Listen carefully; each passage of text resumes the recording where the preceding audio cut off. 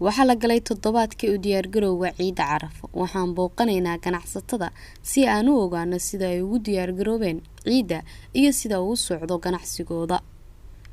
Waxaan galnay dukaamo kala duwan annaga oo weydiinayna sida ay wax looga iibsanayo iyo waxa ay ku soo tooseen. Inta aan ku guda jirnay suuqa waxa laga dareemayay saxmad la'aan. Dadka qaarna waxa ay noo sheegeen inay aad u yar yihiin dadka wax iibsanaya.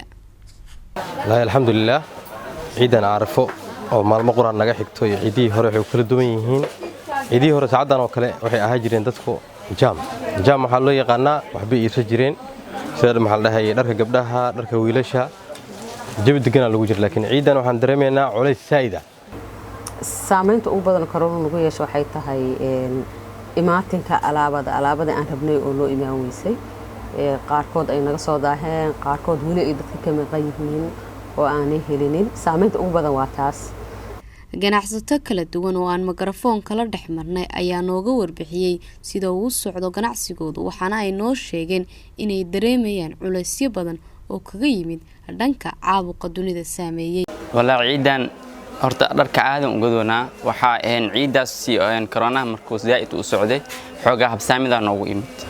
marka ciidan aad iyo aad aan taqaana dharka u gadnaa boorsooyinka aan gadnaa alaabaha si fiican noogu socdaan. أولاً السلام عليكم ورحمة الله وبركاته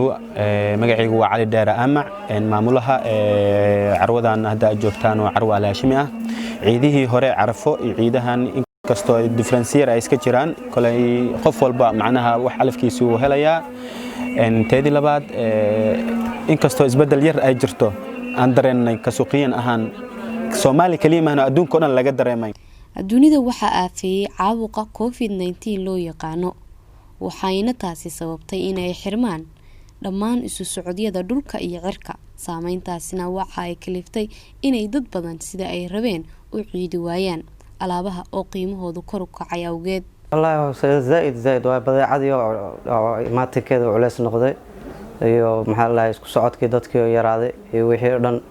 isku socodkaas yaraadeen bulshadu sidee wax u iibsanaysaa waxay dareemaysaa in wixii qaali noqdeen oo gaabsi baa ku yimid wax iibsiga wixii badeecadu ay yaraatay iyadoo qaali noqotay iyo wixii dhan oo dadkii oo xogaa culeysyada wixii dhan